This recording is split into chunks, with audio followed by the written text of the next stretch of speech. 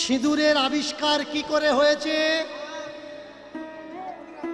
কীর্তনে শোনেননি না? রাধারানী ময়ূর হয়েছে, কৃষ্ণ সাপ হয়েছে, জলে ভাসছিল, ঠোকর মেরেছে, আর ওই রক্ত সিঁদুর হয়েছে। আচ্ছা, জলে সাপ ছিল, ময়ূর ঠোকর মেরেছে, তা জল আর রক্ত মিশে যাওয়ার দরকার, কোটোয় ধরেছে কে?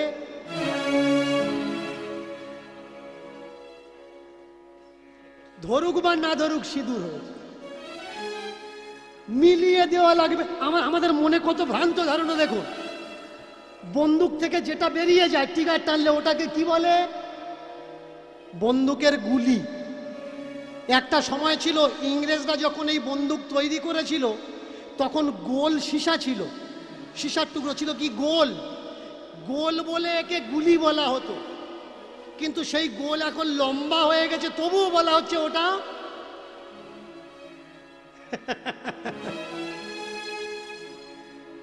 গোল ছিল, গুলি ছিল, লম্বা হয়ে গেছে, তবুও ওটা গুলি।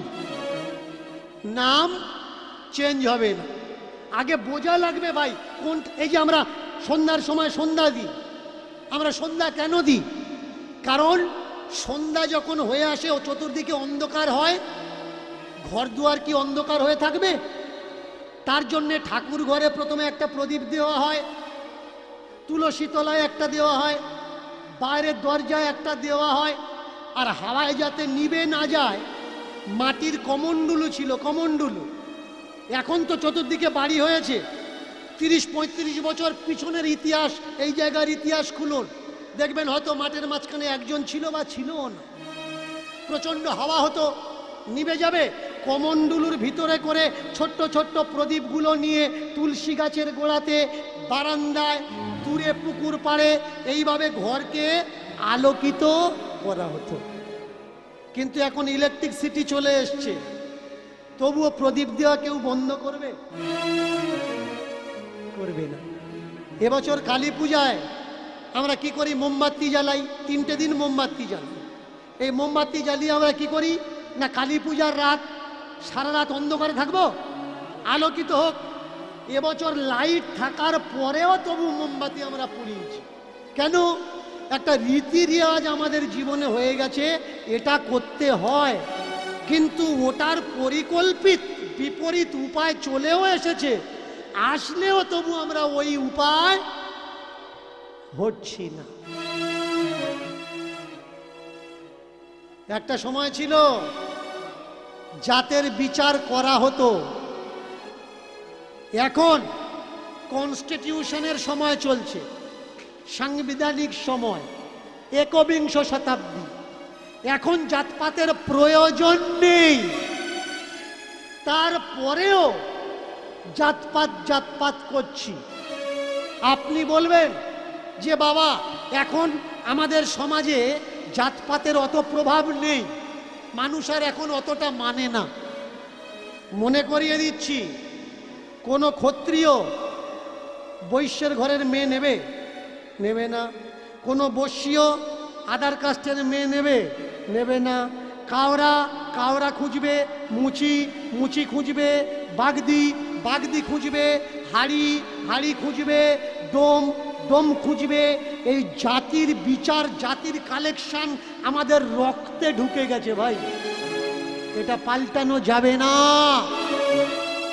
শুনতে পাবেন কানে, আমার গুরুদেব যাকে তাকে দীক্ষা, তবুও 20-30 হাজার শিষ্য। যাকে তাকে দীক্ষা দেয় না, তবুও 30 হাজারের উপরে শিষ্য। এবার যাকে তাকে যদি দীক্ষা দিত, তাহলে পরিচয়টা কোথায় যেত? জাত আর পাত। আপনি নিজ জাতের মানুষ, চিনবেন কিভাবে? আপনি দীক্ষা নেবেন, নেওয়ার পরে আপনার নামের পরে একটা পদবি লেখা হবে। সেই পদবিটা কি? দয়াকর দন্তেশ্বর দাস। পাড়ার কোনো শিক্ষিত ছেলে যদি আপনার বলে যে আচ্ছা বাবা আপনি নামের পরে দাস লাগাচ্ছেন কেন? ও বলবে ওরে বাপরে, জানিস আমার গুরুদেব আমার নাম রেখেছে রাধা রমন দাস। এ দাস সে দাস নয়, এ দাস মুচি নয়, আমি তো রাধার দাস। ভাই, দীক্ষা নেওয়ার পরে নামের পরে যদি দাস লাগে, আর সেই দাসটা যদি সে দাস না হয়, তাহলে তোমার গুরুদেবের নামের পরে দাস নেই কেন? তোমার গুরুদেবের নামের পরে গোস্বামী কেন? তোমার গুরুদেবের নামের পরে ত্রিবেদী, চতুর্বেদী, দ্বিবেদী কেন? তোমার গুরুদেবের নামের পরে আচার্য কেন? তোমার গুরুদেবের নামের সঙ্গে প্রভুপাদ জুড়ে আছে কেন? আগে বোঝা লাগবে ভাই।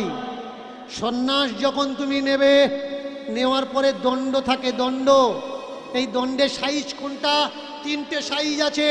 নিজ জাত কানের নিচে লাঠি থাকবে, মিডিল জাত তাদের কান পর্যন্ত লাঠি থাকবে, তার উপরের জাত মাথা পর্যন্ত, আর তার উপরের জাত মাথার উপর পর্যন্ত।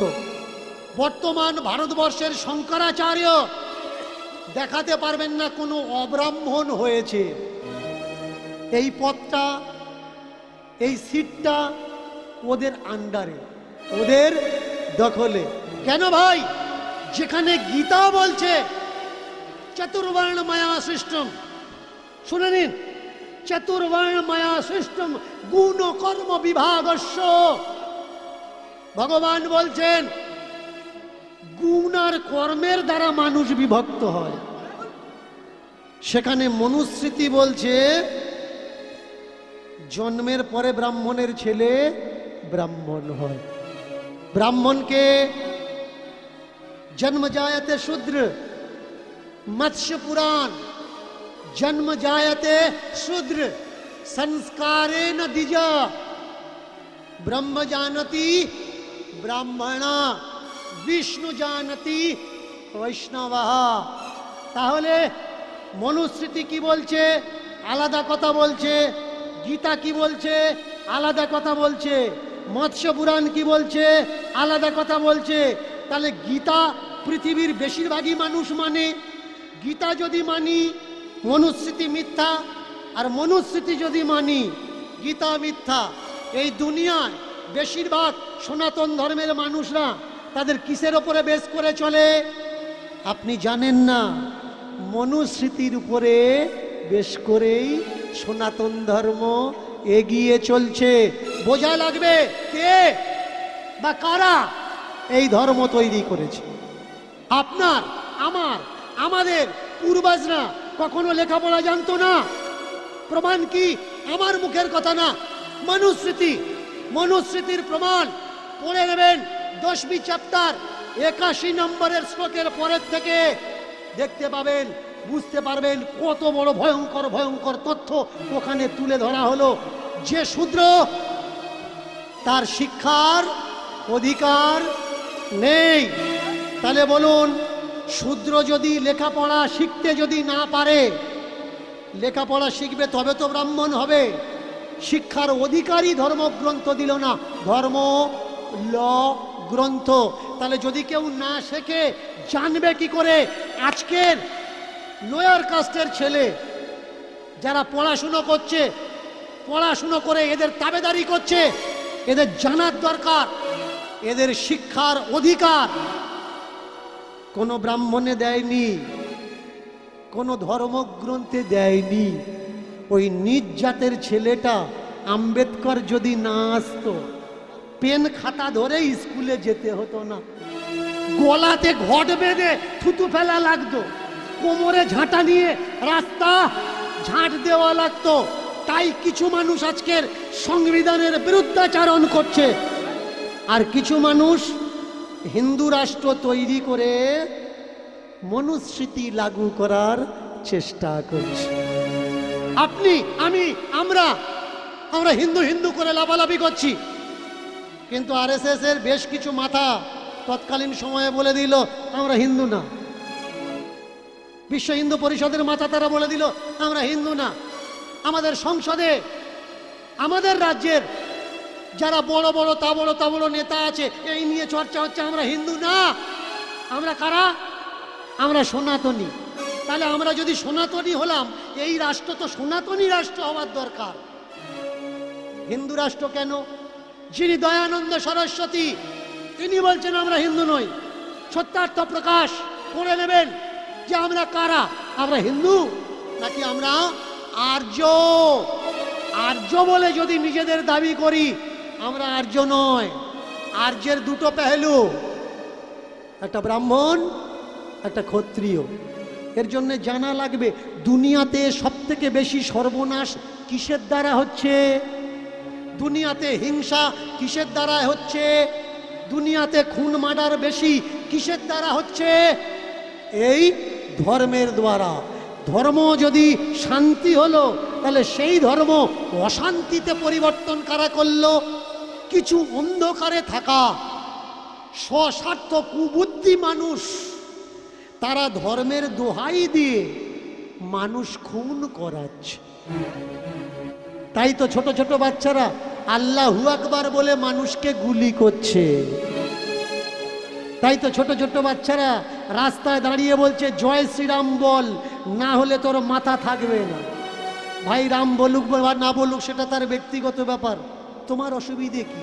তুমি বলছো রাম আমাদের পূর্বজ, রাম আমাদের পিতা, রাম আমাদের পরম ব্রহ্ম। প্রমাণ কি? রাম সেতু। তাহলে রামের সব থেকে প্রমাণ যদি রাম সেতু হলো,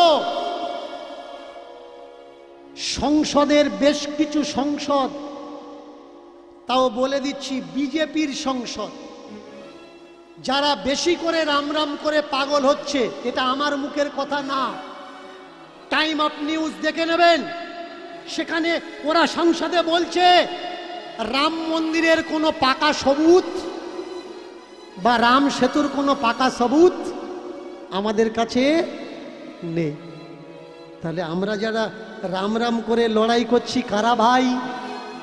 আমাদের কোন রাম দরকার? রাজনীতির রাম দরকার নাকি সীতাপতি ভক্তির রাম দরকার? যে রাম শান্তি স্থাপনা করলো দেশে, সেই রাম দরকার না বর্তমান যে রামের নিয়ে মাথা ফাটাফাটি হচ্ছে এই রাম দরকার? আমরা তো ভাই হিংসার রাম ভালোবাসি না। রাম কবে থেকে পলিটিক্যাল রাম হয়ে গেল? এটা আগে বোঝা লাগবে। ভগবান কাদের? ভগবান সর্বজনীন, সর্বসাধারণ। যে ভগবান ভালোবাসে ভগবান তার, যে ভগবান ভালোবাসে না ভগবানও তার।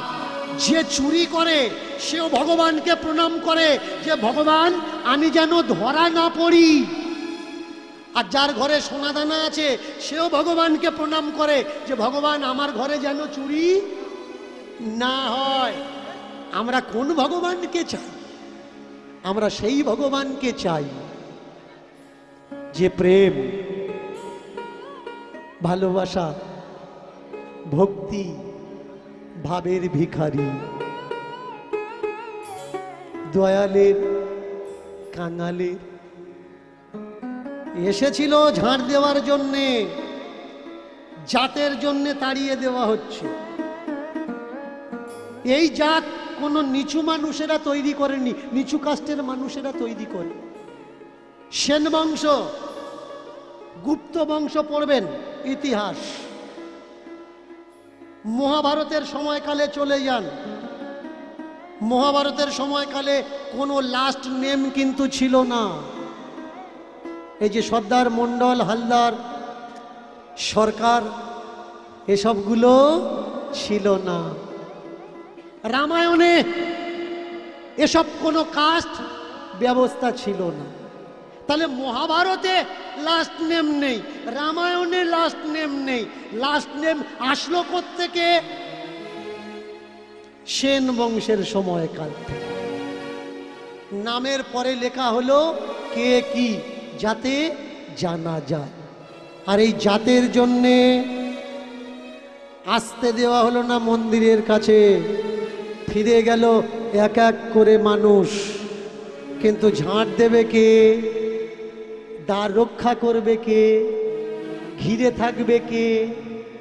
কালে খাঁ নাম করে একজন মুসলমানের ছেলে সবে বিয়ে করেছে, কাজকর্ম কিছু নেই, সংসারে চাল আনতে পারছে না, ডাল আনতে পারছে না, আটা ময়দা সুজি কিনতে পারছে না, এই খবর শুনে মন্দিরের কাছে দাঁড়িয়েছে। পণ্ডিতজি, আমাকে নেবেন? টাকা পয়সা দেওয়া লাগবে না, দুবেলা দুমুঠো আমার আর আমার স্ত্রীকে খেতে দিলেই হবে। পণ্ডিতজি বলছে, মন্দিরে যারা চাকরি করে তাদের তো টাকা পয়সা কিছু দেওয়া হয় না বাবা, মন্দিরে তো উল্টে আরো টাকা দেওয়া হয়, দেয় যারা আসে, মন্দির থেকে কাউকে টাকা দেওয়া যায় না। সময়টা চলছিল জোর যাদের মুলুক তাদের, ব্যাস চাকরিতে এন্টার করা হলো। কাকে? কালে খাঁকে। আর এই কালো খাঁ ঝাঁটা ধরে দাঁড়িয়ে থাকতো মন্দিরের বাইরের দরজায়। শক্ত মানা ছিল, তুমি মুসলমান, মন্দিরের ভিতরে যেন কোনোদিন আসবে না, ওই বাইরের দালান পর্যন্ত, এর ভিতরে তুমি ঢুকবে না। কিন্তু মনে কৌতূহল ছিল, ভিতরে কি এমন আছে যে আমি দেখতে পাবো না?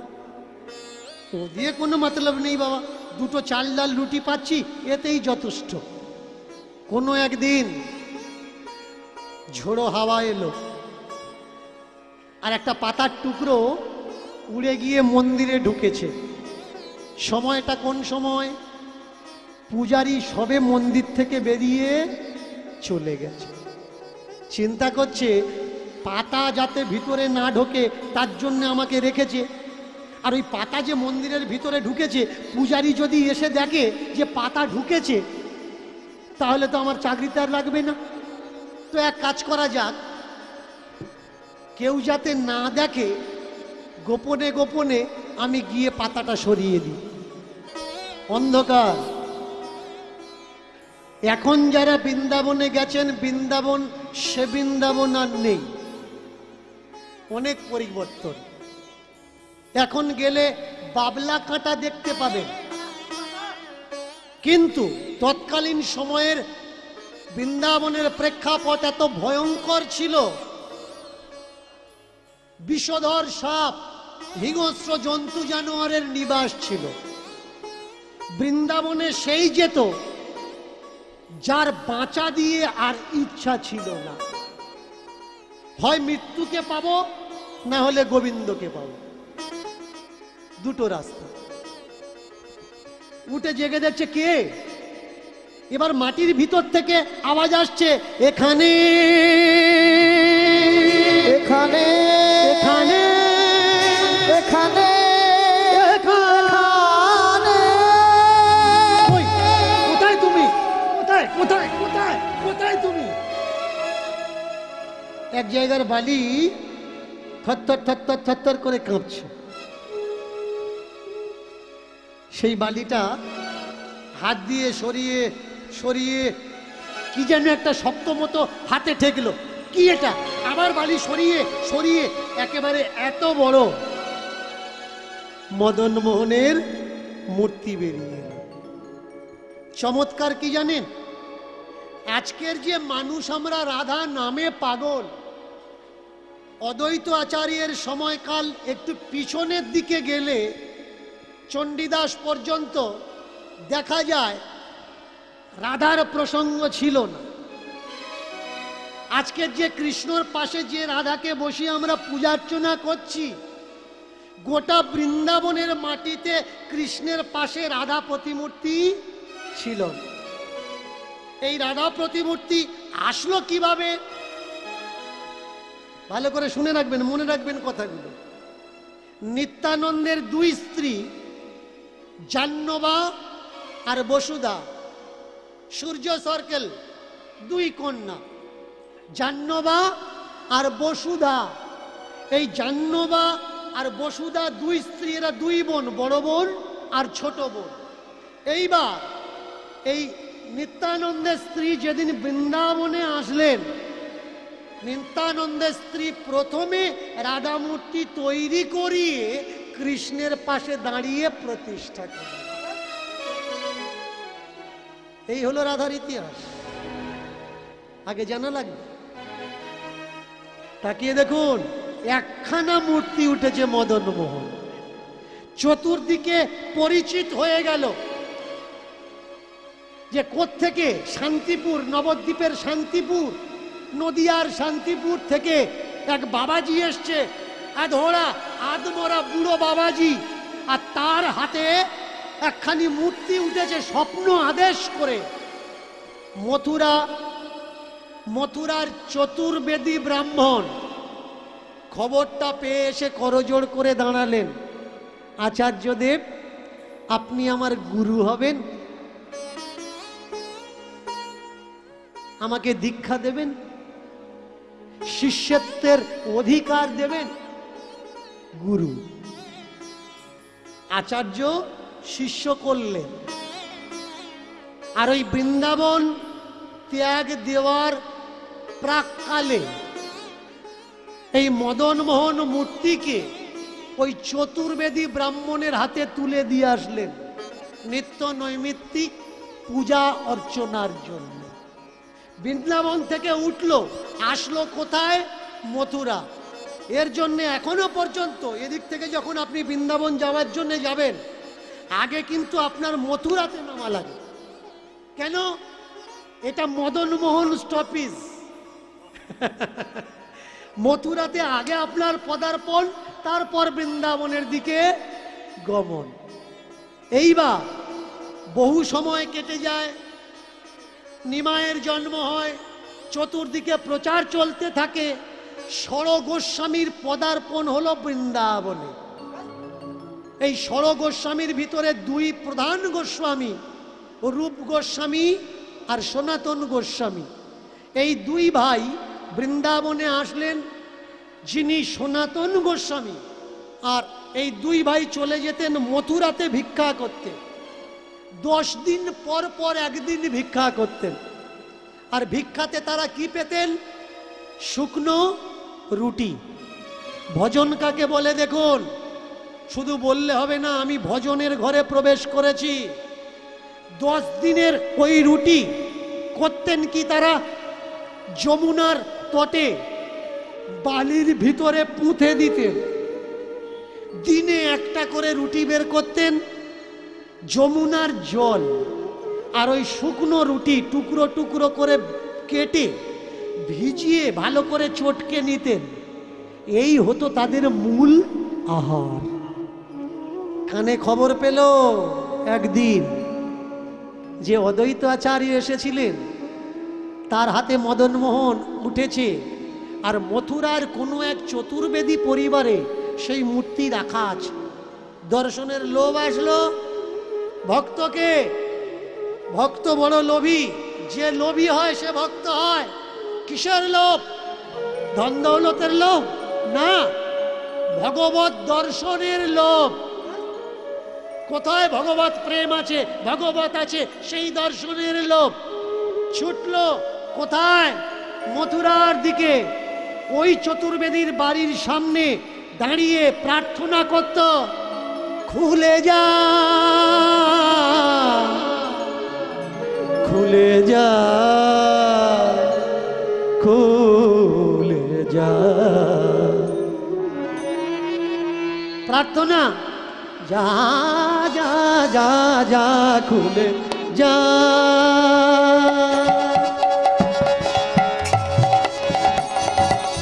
যা যা যা যা যা যা যা যা যা যা যা, খুলে যা।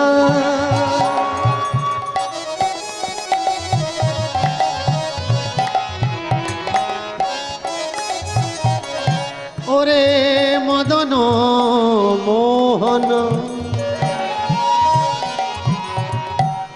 যদি কৃপা হয়, মন্দিরের দরজা দরজা দরজা যা যা যা খুলে যা, যা যা যা যা যা যা যা যা খুলে যা।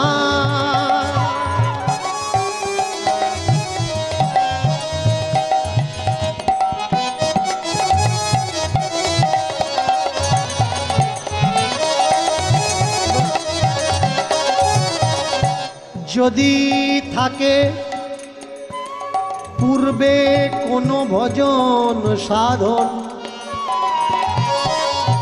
খুলে যাও মন্দিরের দরজা, যেন আমার হয় প্রভুর দর্শন। খুলে যা যা যা খুলে যা। ওমা তোমার দরজায় এসেছি গো মা, যে জন্য এসেছি দাও দাও, সেটা দিলে নিয়ে চলে যাবে। দাও দাও, যে জন্য এসেছি। রুটি এনে দিয়েছি। হ্যাঁ গো মা, তোমাদের মন্দিরে ভোগ দেবে না? দুপুর হয়ে গেল তো। দেব দেব। তাহলে এক কাজ করো না, ওই মন্দিরের প্রসাদই যে প্রসাদ, মহাপ্রসাদ, ওই ভোগ মহাপ্রসাদ দাও না, এ দিও না। হাত পেতে দাঁড়িয়ে আছে কিসের জন্য? খাবারের জন্য না। আখিয়া দর্শন কো লাগে প্যাসি। ভক্ত মুখের জন্য ভিক্ষা করে না, নয়নের জন্য, ভাবের জন্য ভিক্ষা করে। দরজাটা খোলো। যেই প্রসাদ দেওয়ার জন্য, ভোগ চড়ানোর জন্য দরজাটা খুলেছে, ওরে বাপরে, কে কে? তুমি তীর্থে যাচ্ছ, তুমি যাচ্ছ না, তোমার ডাক এসেছে তাই তুমি যাচ্ছ। তুমি ভগবান দেখছো, ওতে কোনো যায় আসে না। যেদিন ভগবান তোমাকে দেখে নেবে সেই দিন যায় আসে। তুমি ডাকছো দেখা দাও দেখা দাও দেখা দাও, ও দেখা দিচ্ছে না। কিন্তু যেদিন ওর ডাক আসবে, দেখা দে দেখা দে দেখা দে, সেদিন তুমি আর টিকতে পারবে না। কে এ কে? ভিক্ষায় কি চাইলেন? মা, যদি দিতে হয় ওই মদন মোহনকে দাও, অন্য ভিক্ষা চাই না। বৃন্দাবনের মদন মোহন চলে যাবেন গোপীনাথ বাগ, বহুদিন কাটিয়েছি আমি গৌর মন্দিরের কাছে। এই বৃন্দাবনের মদন মোহন বিধর্মীদের অত্যাচারে তাকে নিয়ে গিয়ে রাখা হলো কোথায়? রাজস্থান। আর সেই রাজস্থান থেকে মূর্তি আসলো করলিতে, এখানে স্থাপনা করা হলো, মন্দির নির্মাণ করা হলো। সেই থেকে আজও পর্যন্ত করলির মদনমোহন নামে খ্যাত। সার্চ করে নেবেন কালে খাঁ, ভক্ত কালে খাঁ বা রাজস্থান করলির মদনমোহন মন্দির, গুগল তো আছে আপনার হাতের মুঠোয়, ঠিকানা পেয়ে যাবে। চমৎকার দেখুন, ওর যখন বুলাবা আসে, ও তো না অন্ধ দেখে না খোঁড়া দেখে, ও টেনে নেয় তার কাছে। ভগবান কাকে ভালোবাসে? যে ভগবানকে ভালোবাসে। ভগবান অন্য কিছু চায় না যে তুমি শুকিয়ে শুকিয়ে একাদশী করো, দ্বাদশী করো, ত্রয়োদশী করো, চতুর্দশী, অষ্টমী, ষষ্ঠী করো। ভগবান এসব চায় না। ভগবান কি চায়? ভগবান চায় তুমি আমাকে কতটা ভালোবেসে পারো। চতুর্দিকে খবর পাঠালো পূজারী, মদন মোহনের সেবায়েতে দরজার সামনে একজন প্রহরী ঝাড়ুদার লাগবে। যদি কোনো ভাগ্যবান থেকে থাকো চলে এসো মন্দিরের সেবার জন্য। এবার চতুর্দিকে খবর দেখো ছড়াইয়া গেল, এবার চতুর্দিকে খবর দেখো ছড়াইয়া গেল, চতুর্দিকে খবর দেখো ছড়াইয়া গেল, চতুর্দিকে খবর দেখো ছড়াইয়া গেল। আমার মদন মোহন সেবার তরে লোক লাগবে রেখো, মদন মোহন সেবার তবে আমার মদন মোহন সেবার তরে লোক লাগবে রেখো, মদন মোহন সেবার তবে লোক লাগবে এসো।